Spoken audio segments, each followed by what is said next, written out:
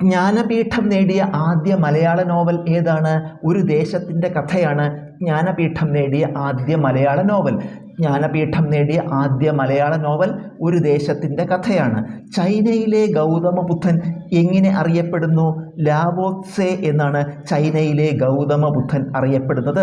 ചൈനയിലെ ഗൗതമ ബുദ്ധൻ അറിയപ്പെടുന്നത് ലാവോത്സെ എന്നാണ്. ജാലിയൻ വാലാബാഗ് കൂട്ടക്കൊല അന്വേഷിച്ച കമ്മീഷൻ ഏതാണ്? ഹണ്ടർ കമ്മീഷനാണ് ജാലിയൻ വാലാബാഗ് കൂട്ടക്കൊല അന്വേഷിച്ചത്.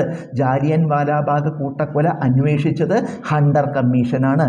ജീവൻ്റെ നദി എന്നറിയപ്പെടുന്നത് ഏതാണ്?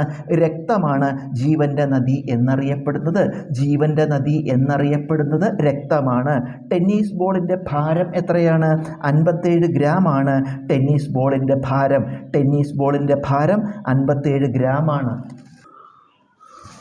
മലേറിയ നിർമ്മാർജ്ജനം ചെയ്ത ആദ്യ ഭൂഖണ്ഡം ഏതാണ്?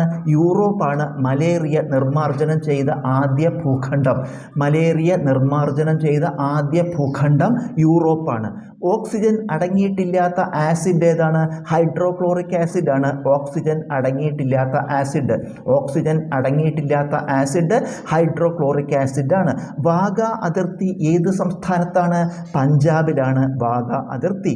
വാഗ അതിർത്തി പഞ്ചാബിലാണ്. വിൻസ്റ്റൺ ചർച്ചിൽ സാഹിത്യ നൊബേൽ നേടിയത് ഏതു വർഷമാണ്? 1953 വിൻസ്റ്റൺ ചർച്ചിൽ സാഹിത്യ നൊബേൽ നേടിയത്. വിൻസ്റ്റൺ ചർച്ചിൽ സാഹിത്യ നൊബേൽ നേടിയത് 1953 ഓസ്കാർ അവാർഡ് നേടിയ ആദ്യ ചിത്രം ഏതാണ്? വിങ്സ് ആണ് ഓസ്കാർ അവാർഡ് നേടിയ ആദ്യ ചിത്രം. ഓസ്കാർ അവാർഡ് നേടിയ ആദ്യ ചിത്രം വിങ്സ് ആണ്.